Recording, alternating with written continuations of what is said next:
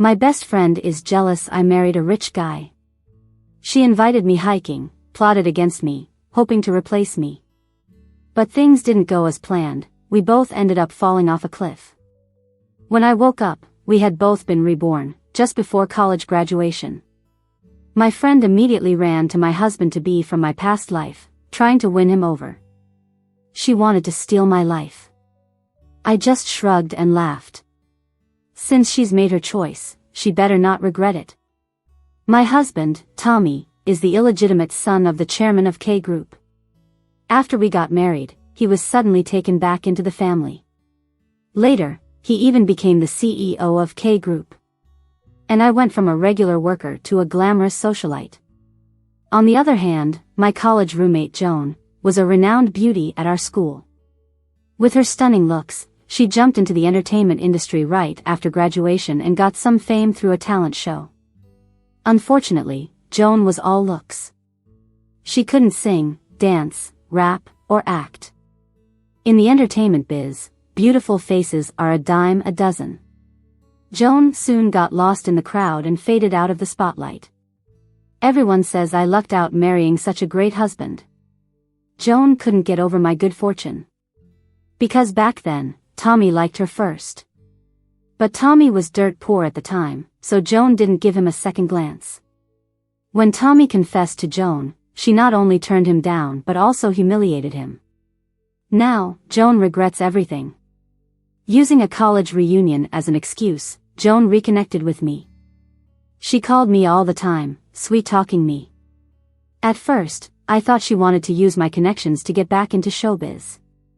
But it hit me, what she really wanted was my life. The day it happened, Joan asked me to go hiking. Near the top, she suddenly led me to a deserted cliff and shoved me hard. In a panic, I grabbed her ankle, pulling her down with me. When I woke up, I was in my college dorm room. Everything felt so unreal. Moments ago, Joan's vicious words rang in my ears, "Stella, go to hell. You don't deserve Tommy." Pain coursed through my body. As I became aware, I realized it wasn't a nightmare. I had been reborn. "Joan, all dressed up, are you going on a date?" Suddenly, my roommate's voice pulled me back to reality. I turned to see Joan standing in front of the mirror. We locked eyes, and she gave me a smug smile. A chill ran down my spine. It seemed Joan was reborn too. We were both back to our college days. Seeing me awake, Joan quickly left the dorm. So eager, where's she off to? I grabbed my phone to check the time. Turns out, today is just before our college graduation. Looking back, only one special event happened this day. Tommy confessed to Joan. At this point, no one knew his true identity. To all the classmates, he was just a poor student living on scholarships. I remember Joan complaining about him after they met. "You won't believe how ridiculous he is. He actually confessed to me." Hilarious. This time, however, Joan had dressed up specifically to meet Tommy. She had been gone a while, yet I could still smell her perfume lingering. But then again, it makes sense. Last life, Joan thought I struck it rich by landing Tommy, the secret heir. I lived in luxury thanks to him. She thought that marrying Tommy meant a life of endless wealth and prosperity. So, she rushed to see him, afraid I might beat her to it. Too bad she's wrong. Given this chance to relive life, I intend to make the most of it. This time, I won't step into that mad, devouring world. The next day, we graduated, and everyone was busy packing and heading toward their futures. After our other two roommates left, Joan finally ditched her fake niceness. She grabbed my hand, glaring at me fiercely. "Stella, I'm warning you, Tommy is my boyfriend now. Stay away from him, or else I won't hesitate to kill you again. This time, I'll take back everything that's mine." Hearing this, I couldn't help but laugh. Isn't it Joan who thought Tommy was too poor to be with back then? I didn't start dating Tommy until over 6 months after graduation. Now she makes it sound like I stole him from her? And all this everything that's mine nonsense, Does she think she's in a drama? I shook off Joan's hand and, smiling, asked, Are you sure you really want to be with Tommy? Of course. I'm the only one fit for him. Only I can be the CEO's wife of K Group. Joan shouted excitedly. Seeing how determined she was, I nodded in satisfaction. Since she's made her choice, she shouldn't regret it. With that, I grabbed my suitcase and left the dorm without looking back. I knew a new life awaited me. And I'd been longing for this day for ages. 2 years after graduation, I became a jewelry designer. My latest creation won first prize at an international competition, earning me a sizable prize.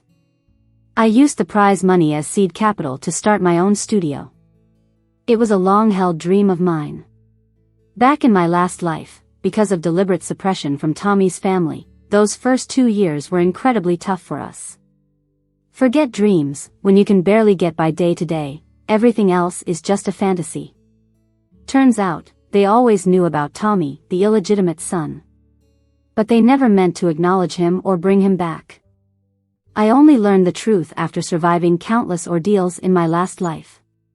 It all came crashing down in the 3rd year after our graduation. Tommy and I were already married by then. Those 3 years were full of struggles, but I never thought much of it, just blamed bad luck. Until the day Tommy got fired. They accused him of maliciously leaking company secrets, selling crucial documents to a rival corporation. I knew right off that this was impossible. I knew Tommy too well. He's been a straightforward, timid guy since school days. He'd never have such nerve. No matter how much I asked, Tommy wouldn't tell me what really happened. The leak caused massive losses for the company. The boss of the company held a grudge. He hired someone to set our house on fire in the middle of the night.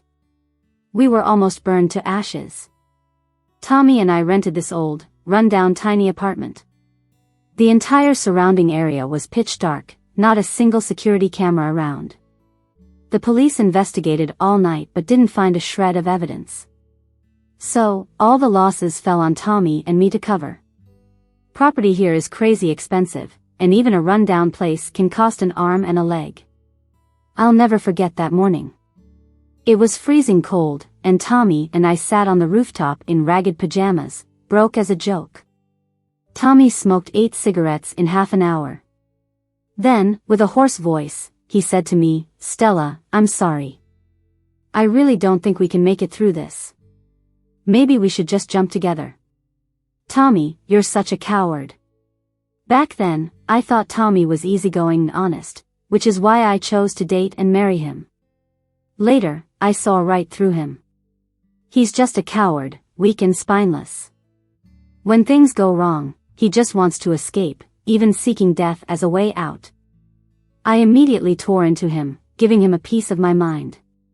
Finally, under my grilling, Tommy confessed everything to me. Including his illegitimate child status and all those messy family dramas. Only then did I finally understand.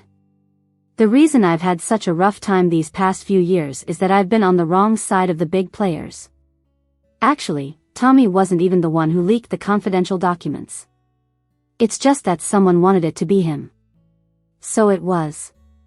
Thinking back to everything that happened before, it really shakes me up. But mostly, I feel relieved. Now, I don't have to deal with all that drama. Someone else is dealing with it for me. Thinking about Joan and Tommy living in that rundown place, bickering over every small thing, it cheers me up a lot.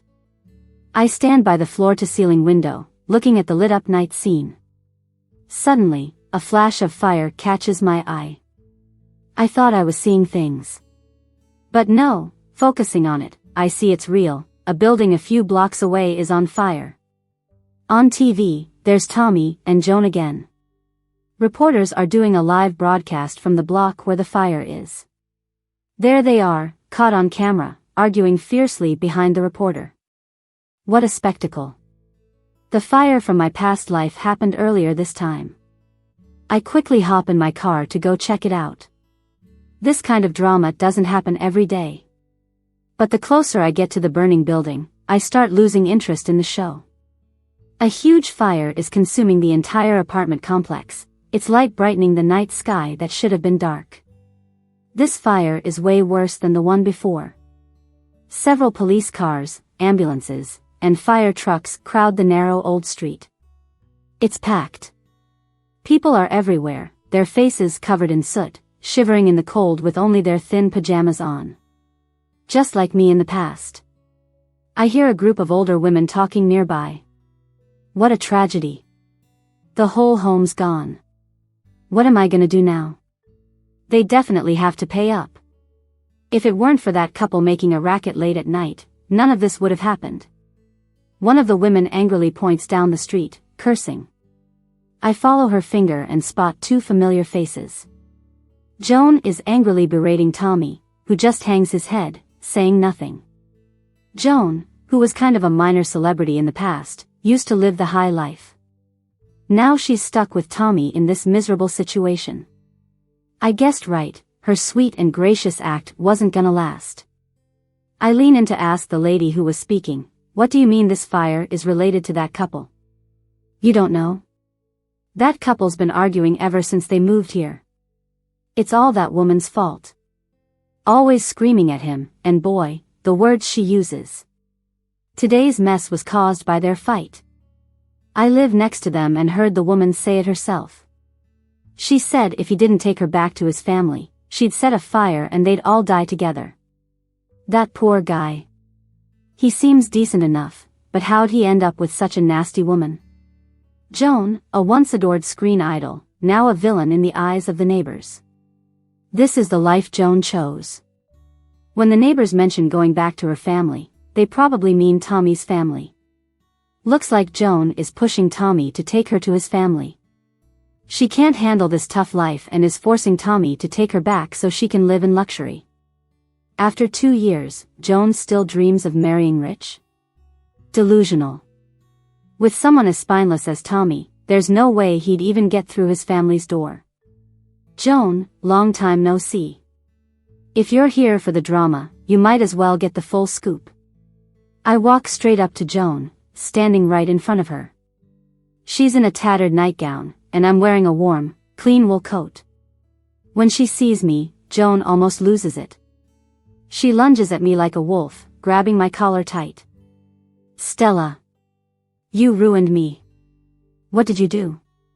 Why is everything so different now? Her eyes are blood red with rage, glaring at me as violently as when she pushed me off the cliff in the past life. She blames me, thinking I did this to her. But everything happening today is because of her own choices. Everything is just like before. She just doesn't know enough. I don't answer her, just point at my collar and say coldly, you dirted my coat. You owe me for that. At the mention of money, Joan reflexively lets go. She looks at my stained collar, laced with the soot from her hands. Joan gulps nervously, avoiding my eyes. Seems like these 2 tough years have really changed her. Stella, I'm begging you. Please tell me when Tommy's family will come for us. Joan pulls me aside to a quieter corner. Just moments ago, she was yelling at me. Now, she's begging, trying to act all different. She has no clue how Tommy went back to his family in the last life. She thought that as long as she married Tommy, she could sit back and wait for a fancy car to take her to a mansion. I felt bad for her, so I decided to tell her everything straight up. Joan, wake up. His family isn't coming to pick you up. Tommy is actually the son Mr. Robert had with his first love.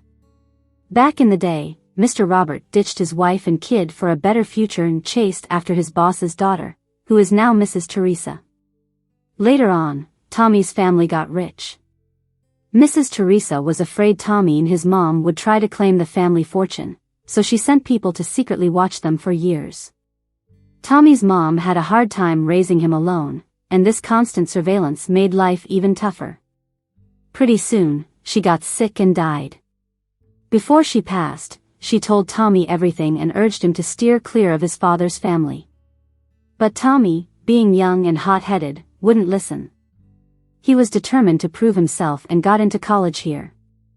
On day one in the city, he marched into his family's company, demanding to see Mr. Robert.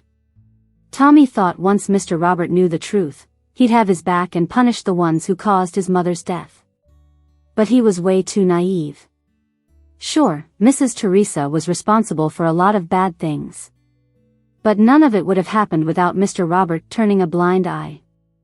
Wait, are you saying Mr. Robert knew everything Mrs. Teresa did and just didn't care? Exactly. No. That can't be right.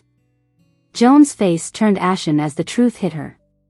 She'd put up with a difficult life with Tommy for the past couple of years just to marry into money.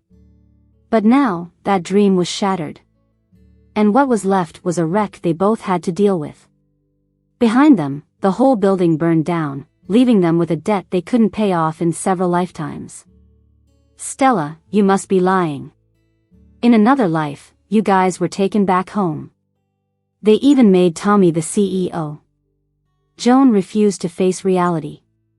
She grabbed my hand and kept asking if there was something I wasn't telling her. Can you teach me what to do?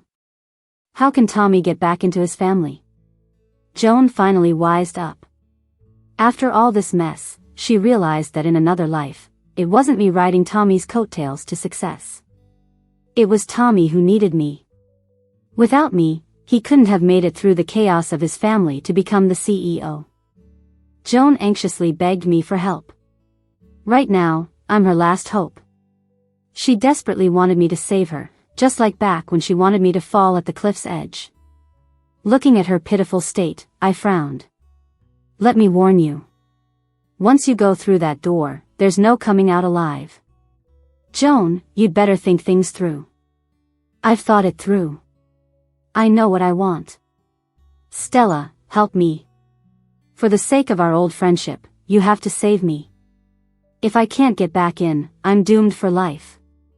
Joan answered without hesitation, not having heard a word of my advice. Seeing her now, I was reminded of myself in another life. Back then, I thought going back was my only way to survive, even knowing what awaited me behind that door.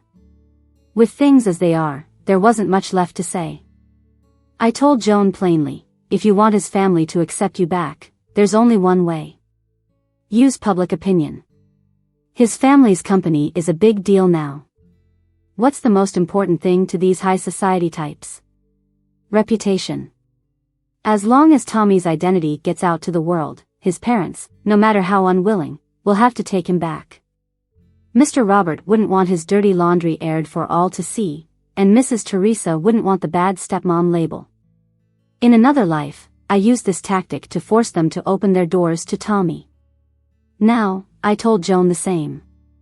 Not out of sympathy but because I knew the real suffering would begin the moment she set foot in that house. 3 days later, a video went viral.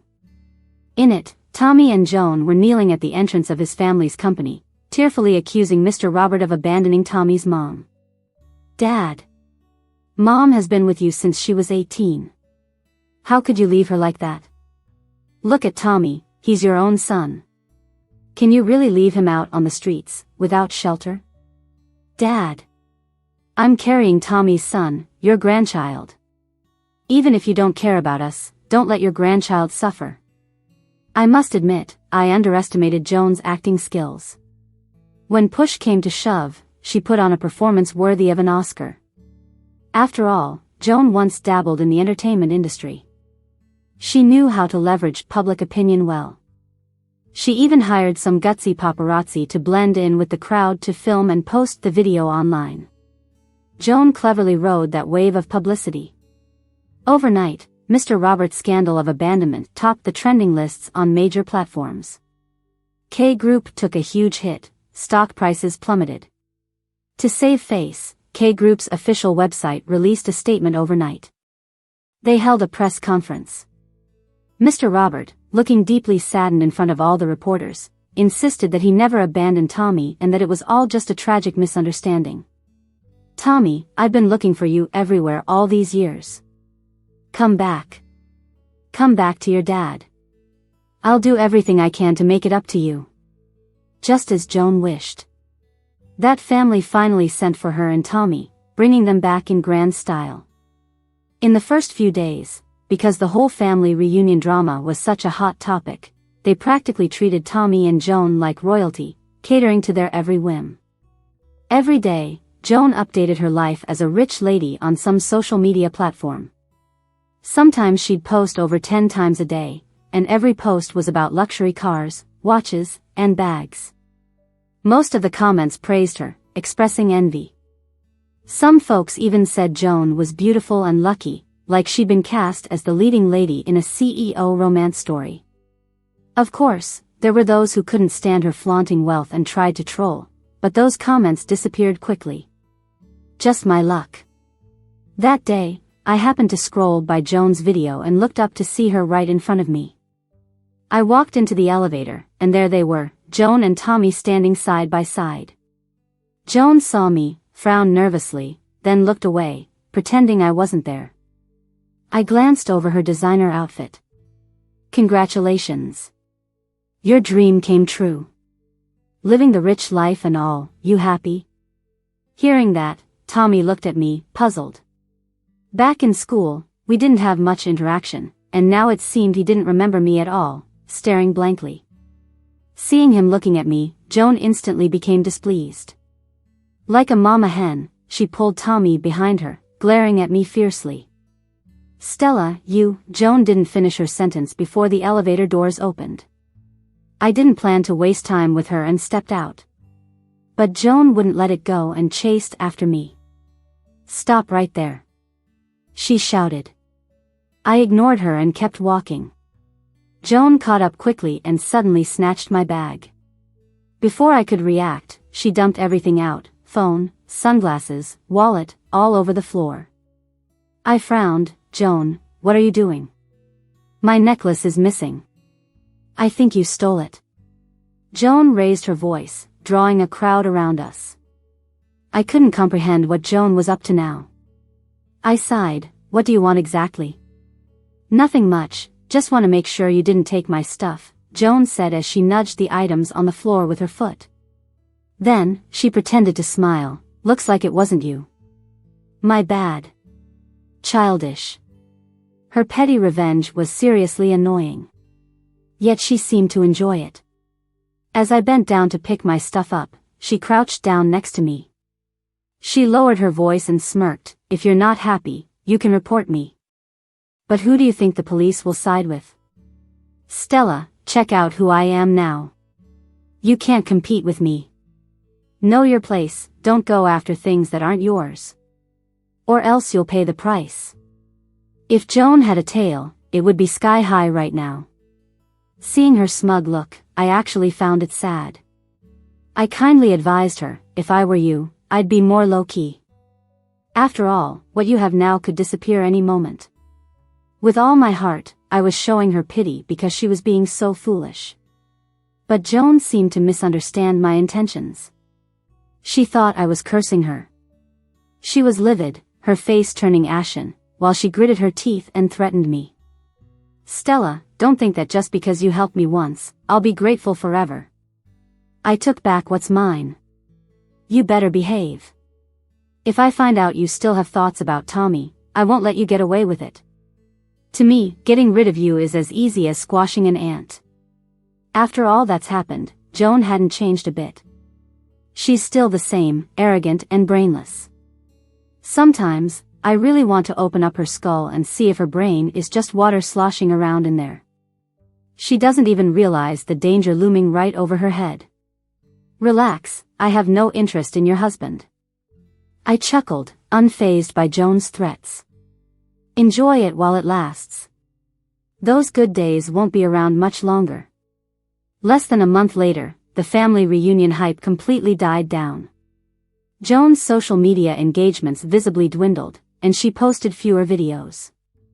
Until one day, I saw her latest video, where a noticeable bruise appeared on her arm as she flashed by the camera. I knew her nightmare had just begun. A few days later, I ran into Joan again, at an upscale club. I was meeting a client for business and stepped out to pick someone up. In the dimly lit hallway, Joan was being dragged into a private room by a few men.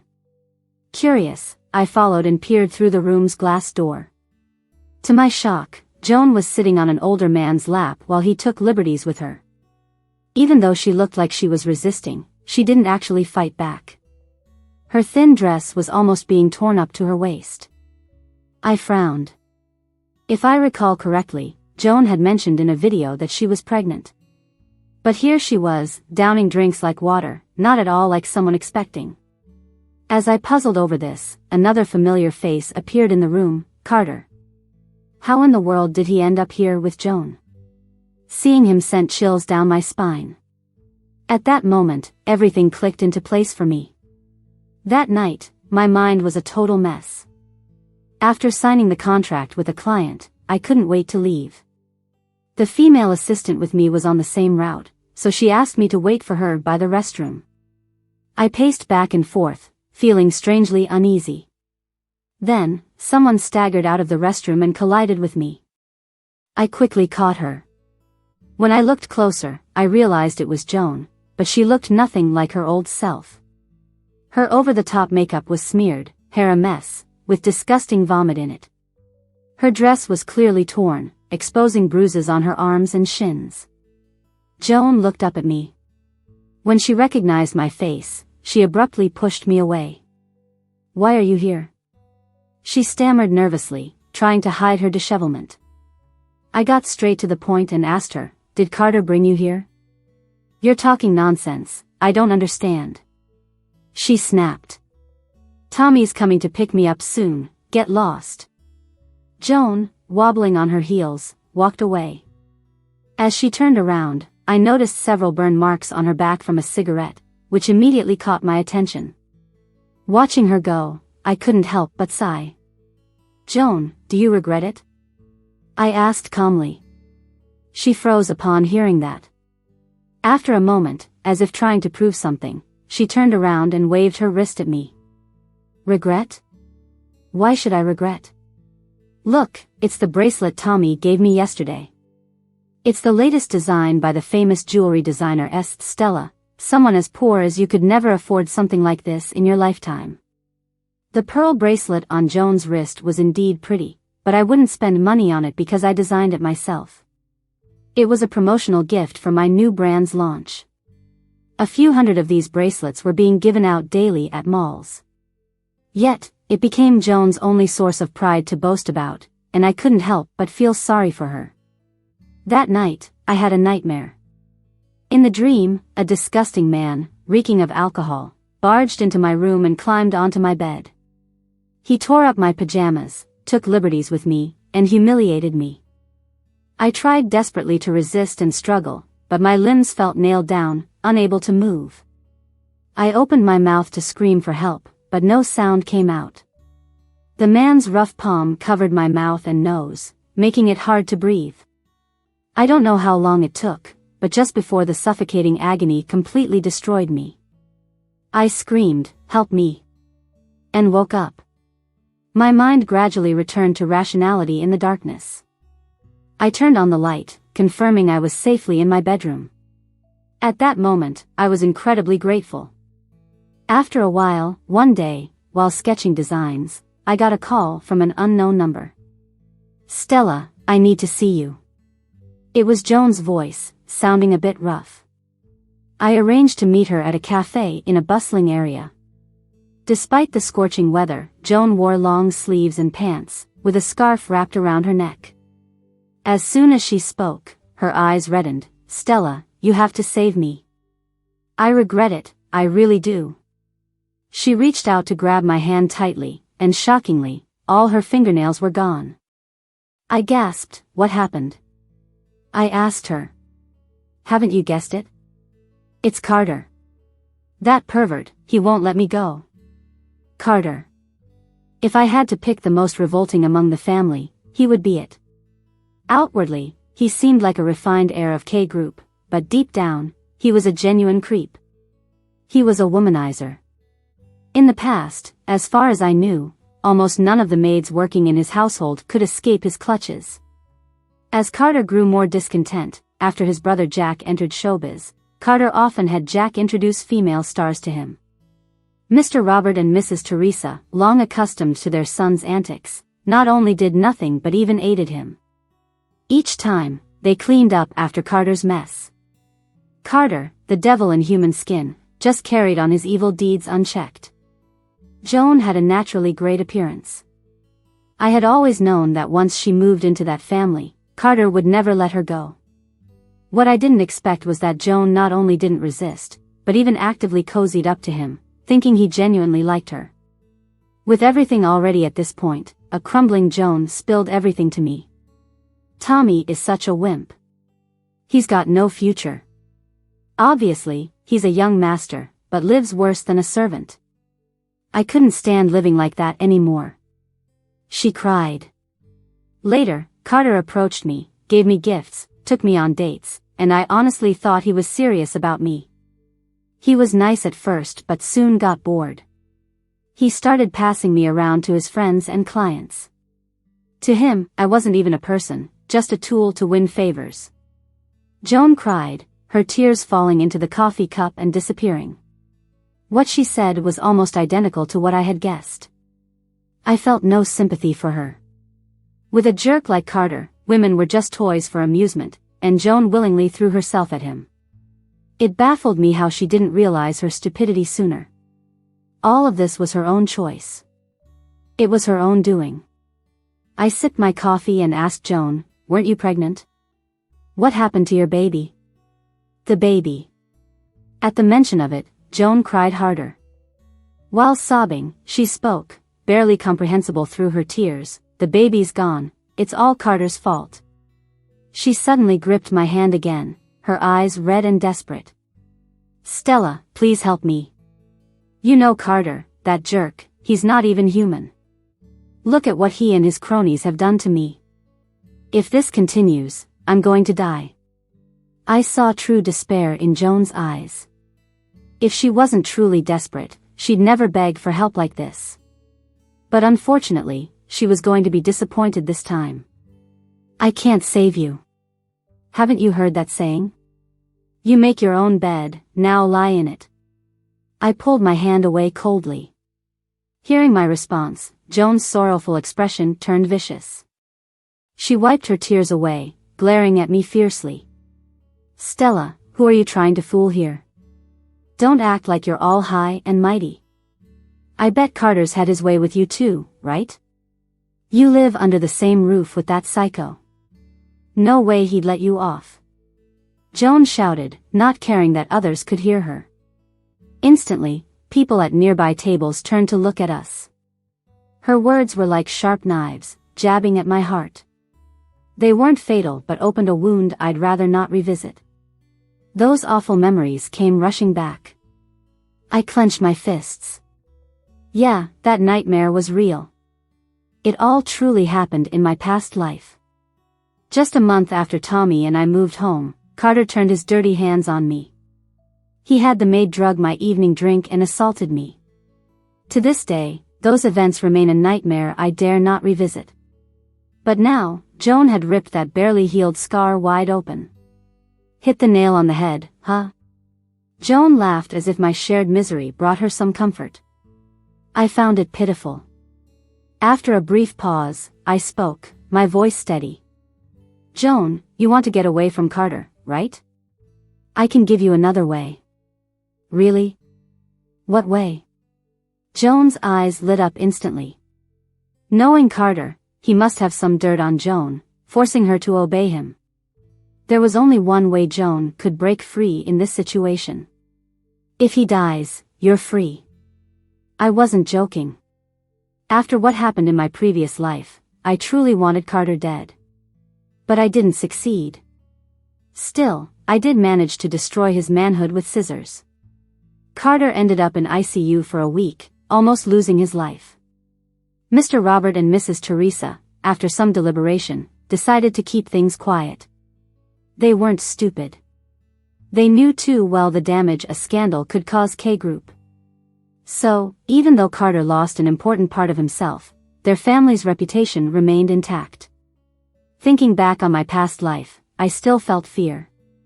In those circumstances, I had to tread carefully, or it could have been catastrophic. Compared to that, my current life felt like paradise. At least I no longer had to sleep with one eye open. After that day at the cafe with Joan, I didn't hear from her for a long time. Her accounts on several platforms stopped updating, like she disappeared off the face of the earth. Then, 3 months later, my studio got a big order. The chairman of K Group and his wife were hosting a wedding anniversary party and wanted me to design jewelry for Mrs. Teresa. After all these years, I stepped into that house again. Everything was both unfamiliar and familiar. Mrs. Teresa welcomed me warmly. But looking at her face made me feel uneasy. Once I got the necessary details about the party, I excused myself to leave. Before leaving the villa, I pretended to be a fan of Joan on social media and asked the maid, "Where did Mrs. Joan go? It's been a while since she updated her videos." "Oh, she went crazy." I was shocked. The maid didn't hesitate to explain, she was always a little off. After her miscarriage, she really lost it. Last month, she tried putting pesticide in Carter's coffee, almost got him killed. "And what happened after?" I asked. "Obviously, she was sent to a mental hospital. You can't keep a dangerous woman like that at home." The maid described Joan's madness, mimicking her gestures. She kept saying Carter hit her and burned her with cigarettes, but Carter doesn't even smoke. Those bruises? She did them herself. She was always screaming at Tommy, calling him a coward, blaming him for not saving her. Poor Tommy, how did he end up with someone like that? Joan had gone mad. The family didn't even bother to hide it. They sent her to a mental hospital, saying she went crazy after her miscarriage. It was their version of the story, but to the outside world, it was the truth. People only hear what the powerful allow them to hear. On the day of the anniversary party, Mrs. Teresa sent me an invite. I didn't go. Instead, I went to another place. In a mental hospital on the outskirts, I saw Joan for the last time. Disheveled and emaciated, she was a shadow of the once dazzling idol she used to be. No one but me would ever know she was once a superstar. I tried calling her name. "Joan." She didn't respond at first. But as I got closer, her eyes widened like she recognized me. She lunged at me. "Stella, you remember me?" "Stella. I regret it.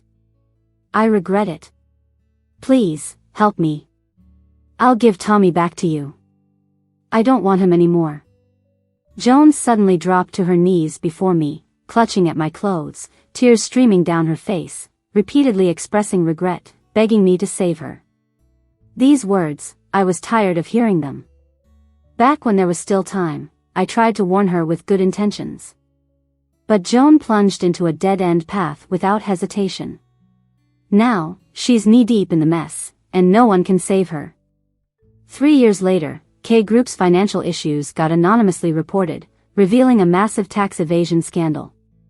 Its top dogs, Mr. Robert and Mrs. Teresa, were investigated for criminal activities. Meanwhile, a popular actress exposed Carter and Jack for coercive acts and wild parties.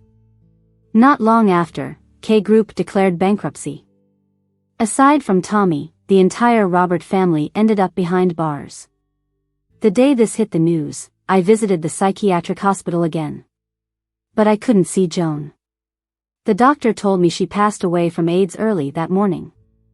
As I was leaving the hospital, I bumped into someone I knew. "You're Joan's friend?" I turned around. Tommy was standing close by. He looked worn out, like he'd been through a lot.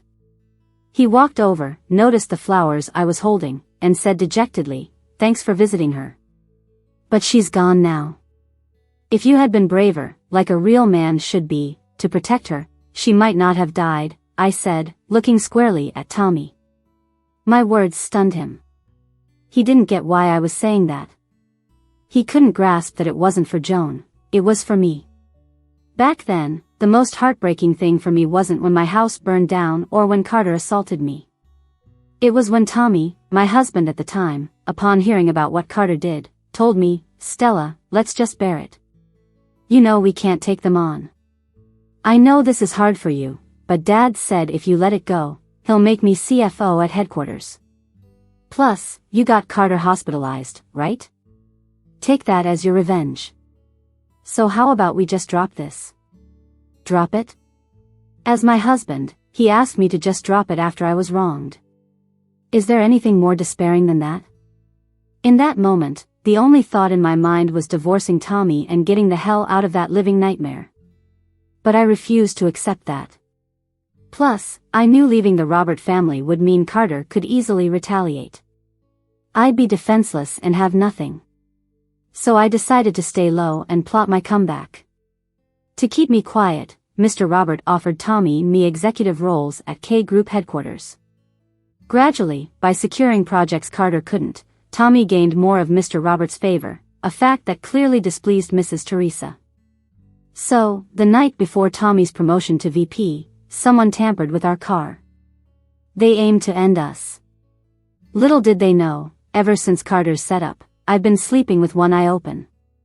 I checked the car carefully before each use. I found issues with the brakes but kept silent. I orchestrated the same fate for Mrs. Teresa and her two sons.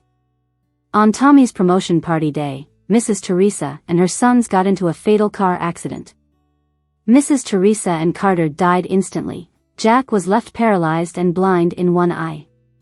Mr. Robert couldn't handle the shock and suffered a heart attack. Unluckily, he forgot his meds that day. Struck by severe illness, he stayed bedridden, with Tommy faithfully by his side. Soon, touched by Tommy's devotion, Mr. Robert promoted him to K Group president. Fueled by guilt toward me, Tommy obeyed me in everything. With him in control, I quickly took over as the real power behind Robert's empire. Tommy became my puppet, and I planned to cut all ties after claiming Robert's riches. Unexpectedly, Joan's sudden appearance derailed my plans halfway. Now, with everything different, I sometimes feel grateful to Joan. If not for her misguided actions, I might still be trapped in a cycle of revenge. In this life, I found my passion and am far from the treacherous mind games. I'm living so freely now. Looking at Tommy, I no longer hate him as much. Under his puzzled gaze, I walked away. With no more Robert family, he'll have to return to a modest lifestyle. As far as I know, the Robert family never settled the debt for that apartment block incident with Joan. Before their arrest, Mr. Robert and Mrs. Teresa amassed quite a lot of debt too. They say, sins of the father. It looks like Tommy's second half in life won't be a cakewalk. But none of that concerns me anymore. I'm off to my book launch event.